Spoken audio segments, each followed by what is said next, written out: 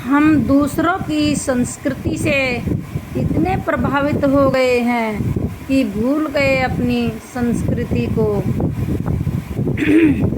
अपनी संस्कृति को आज पिता जहाँ पर डैड और माँ जहाँ मम्मी हो गई हों, वहाँ क्या जाने माँ संतान का सुख और क्या जाने संतान माता पिता का प्रेम। हमारे यहाँ घर में पुत्र का जन्म होता है तो लोग कहते हैं आपको बधाइयाँ जी, आपके कुल का दीपक प्रज्वलित हो गया है।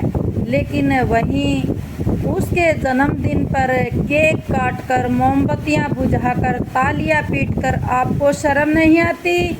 हम तो उन ऋषि मुनियों की संतान हैं जिन्होंने अंधकार से प्रकाश में चलने का मार्ग दिखाया है, परंतु आज हमारे घर का दीपक बुझ रहा है। इससे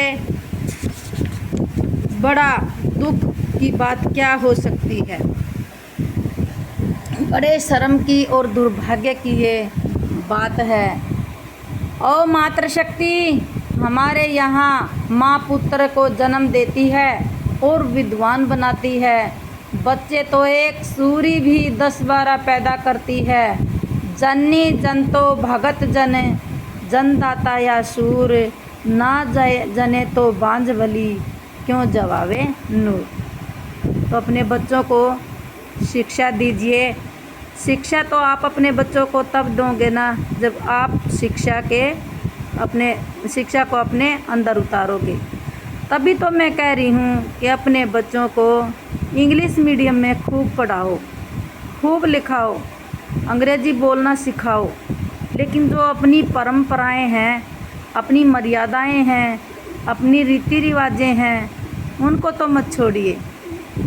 ये अंग्रेज़ थे, ये केक काटकर, मोमबत्तियाँ बुझाकर और तालियां पीटनी हमारे यहाँ छोड़ गए और हम उनके लकीर के फ़कीर हो गए। क्या अंग्रेज़ अपनी कोई रीति रिवाज लेके गए हैं? एक भी अंग्रेज़ अगर रीति रिवाज लेके गया हो तो बताओ। लेकिन हम उनके लकीर के फ़कीर और उनके कदमों के ऊपर चल रहे हैं। तो ऐसा नहीं होना चाहिए। अपनी संस्कृति बहुत अच्छी है और उसको है ना दोबारा से लेके आएँ।